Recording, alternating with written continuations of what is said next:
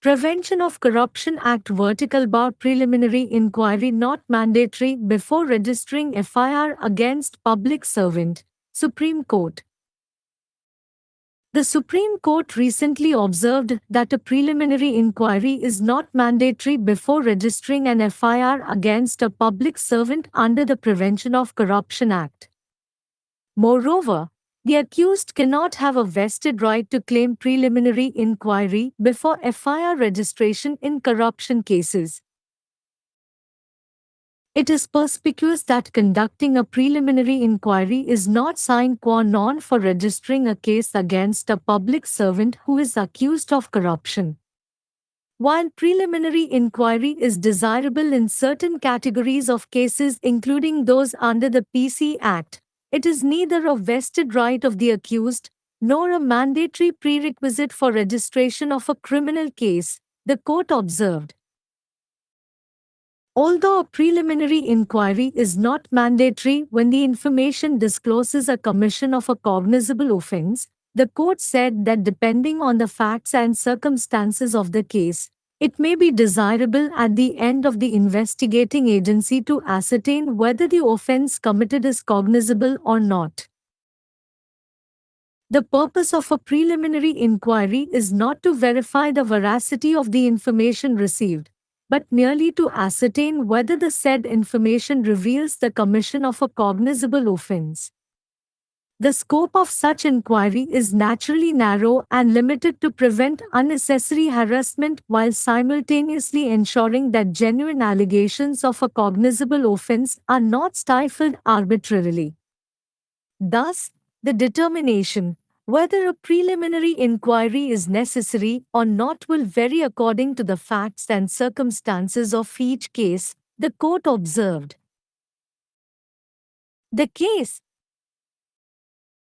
The bench comprising Justices Deepankar Datta and Sandeep Mehta was hearing the state of Karnataka's appeal against the High Court's decision to quash the FIR against the respondent public servant in connection with assets disproportionate case.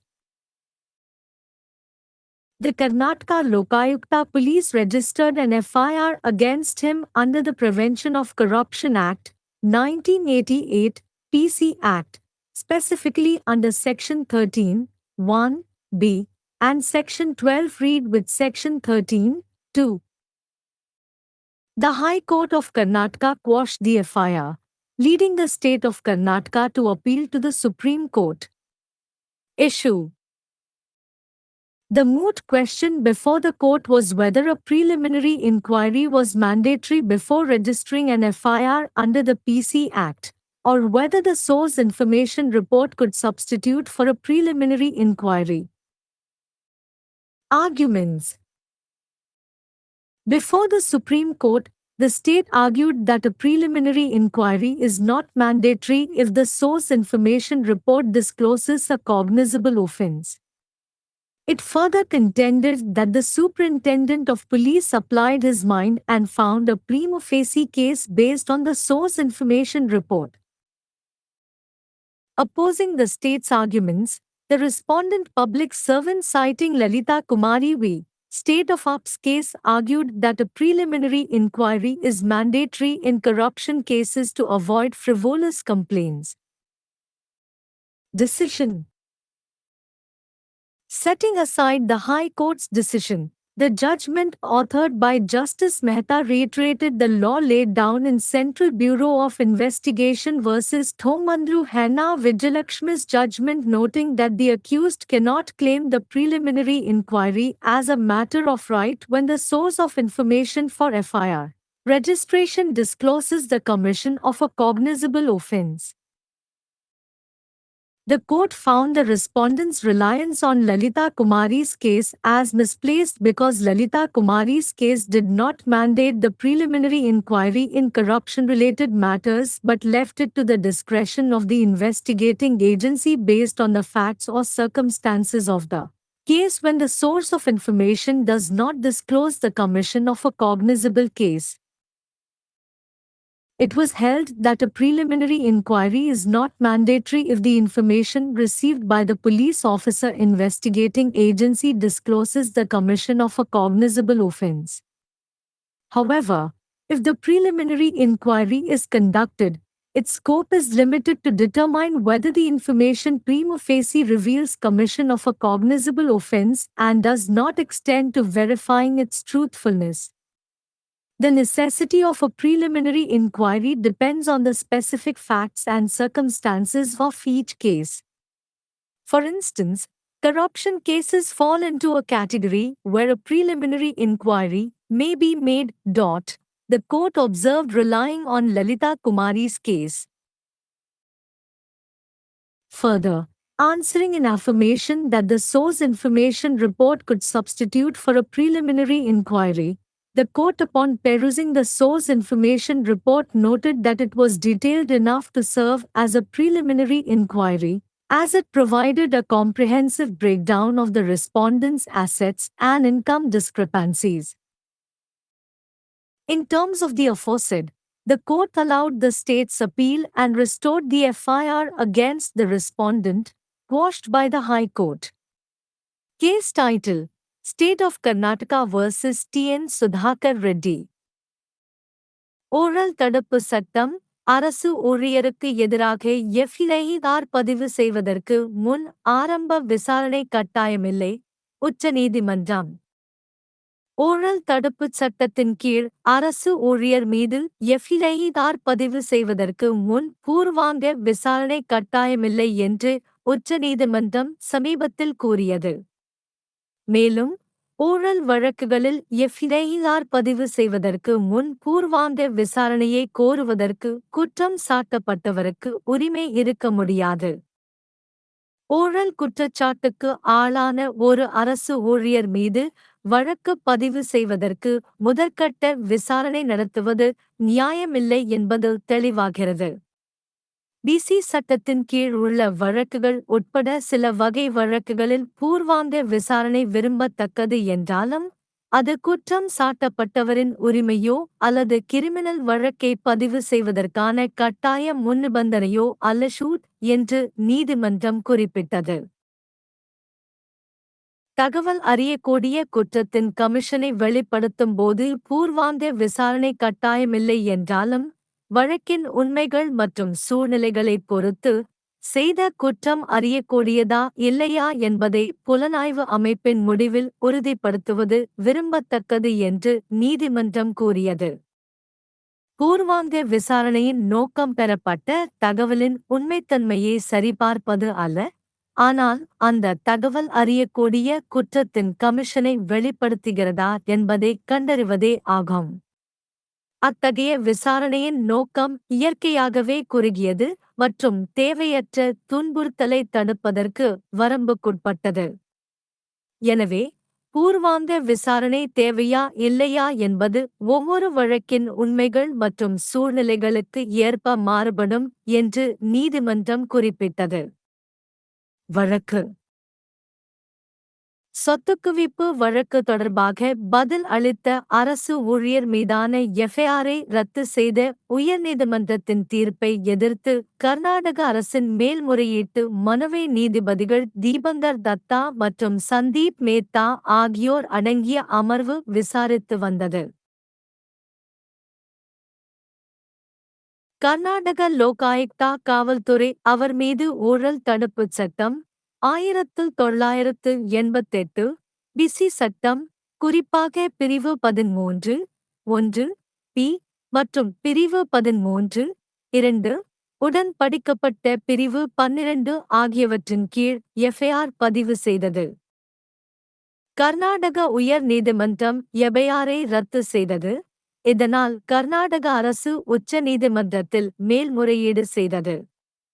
பிரச்சினை: PC சட்டத்தின் கீழ் FIR பதிவு செய்வதற்கு முன் ஆரம்ப விசாரணை கட்டாயமா அல்லது ஆதார் தகவல் அறிக்கையை பூர்வாங்க விசாரணைக்கு மாற்ற முடியுமா என்பதுதான் நீதிமன்றத்தின் முன் உள்ள முக்கிய கேள்வி.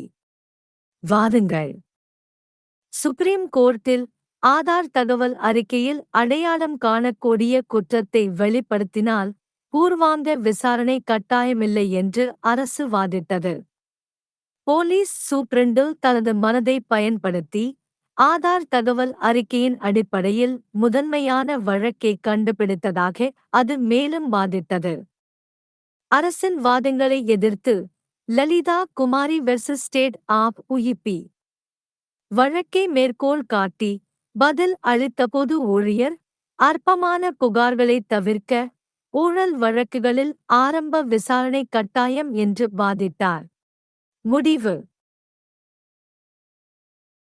உயர் நீதிமன்ற தீர்ப்பை ஒதுக்கி வைத்து நீதிபதி மேத்தா எழுதிய தீர்ப்பில் மத்திய புலனாய்வு பணியகம் மற்றும் தொம்மாந்துரு ஹன்னா விஜயலட்சுமியின் தீர்ப்பில் எஃப்ஐஆர் பதிவுக்கான தகவல் ஆதாரம், எஃப்ஐஆர் ஷூட் பதிவு செய்ததற்கான ஆதாரங்கள், பூர்வாங்க விசாரணையை உரிமை கோர முடியாது என்று கூறியது.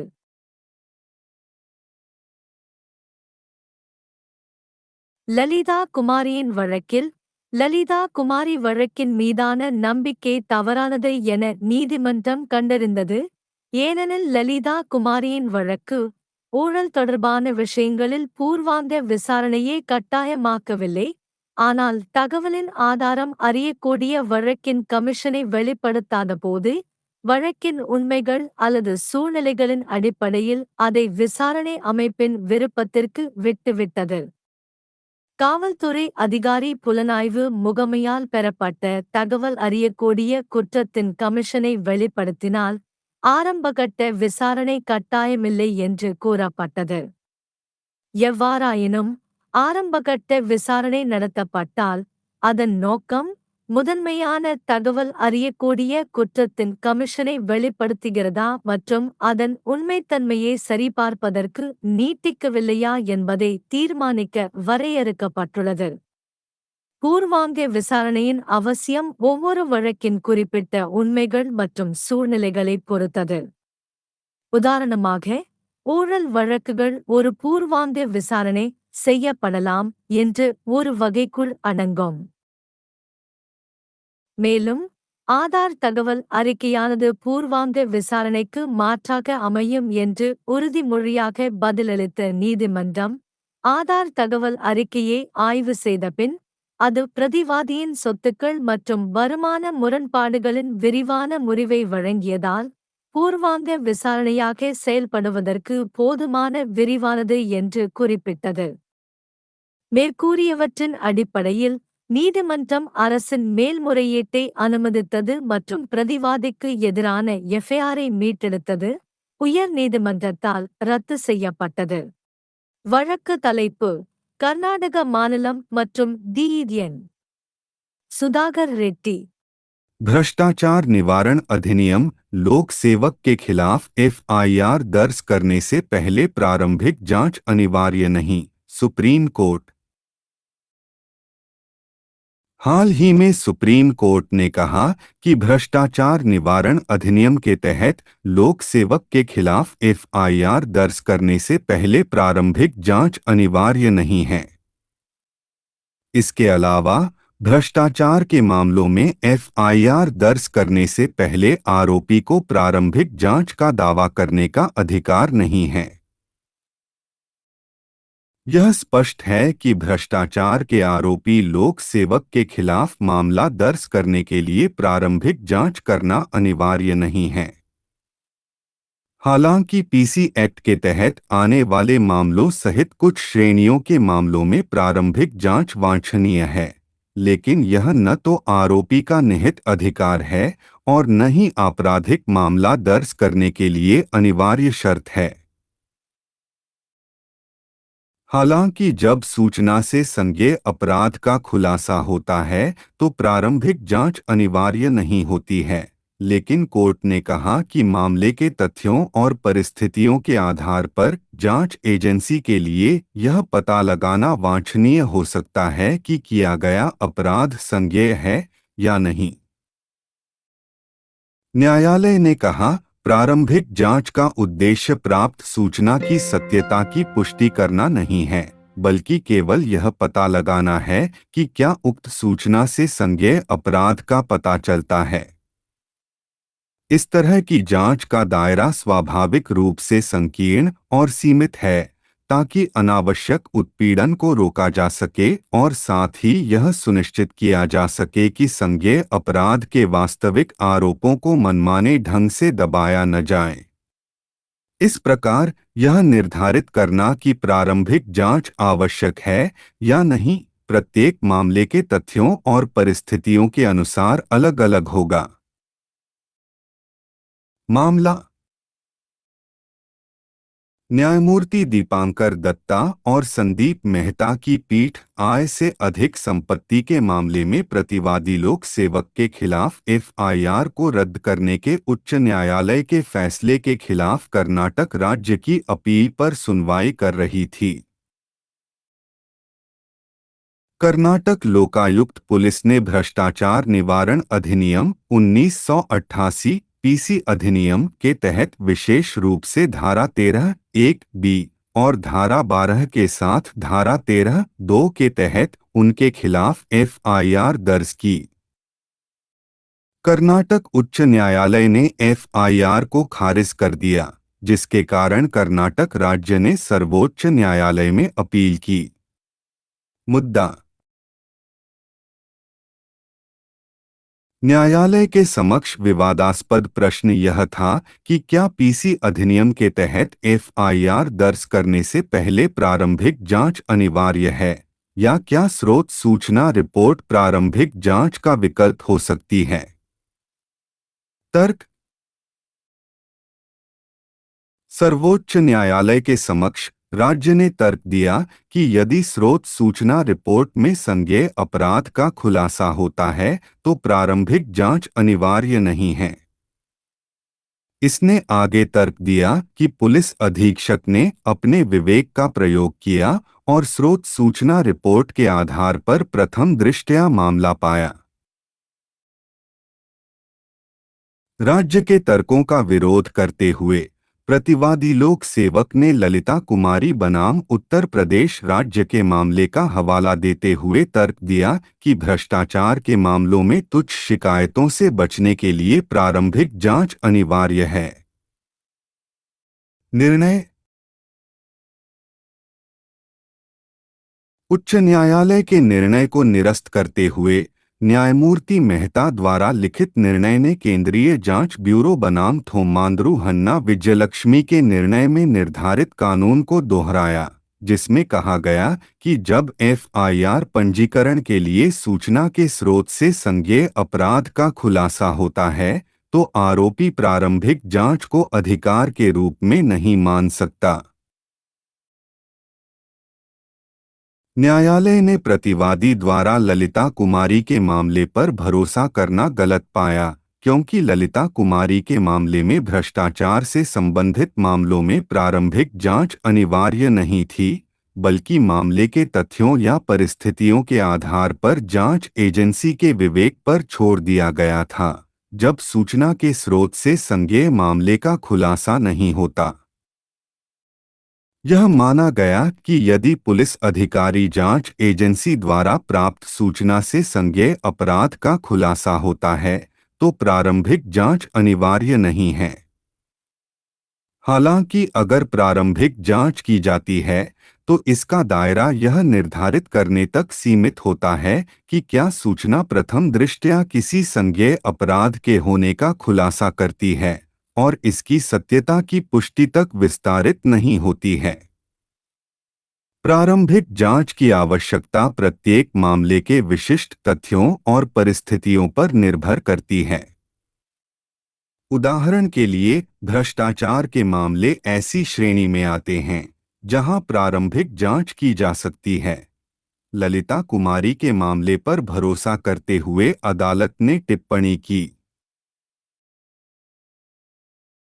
इसके अलावा इस बात की पुष्टि करते हुए कि स्रोत सूचना रिपोर्ट प्रारंभिक जांच का विकल्प हो सकती है, अदालत ने स्रोत सूचना रिपोर्ट का अध्ययन करने पर पाया कि यह प्रारंभिक जांच के रूप में काम करने के लिए पर्याप्त विस्तृत थी, क्योंकि इसमें प्रतिवादी की संपत्ति और आय विसंगतियों का व्यापक विवरण दिया गया था। उपर्युक्त के संदर्भ में अदालत ने राज्य की अपील को स्वीकार कर लिया और प्रतिवादी के खिलाफ एफआईआर को बहाल कर दिया, जिसे उच्च न्यायालय ने रद्द कर दिया था। केस का शीर्षक कर्नाटक राज्य बनाम टी एन सुधाकर रेड्डी।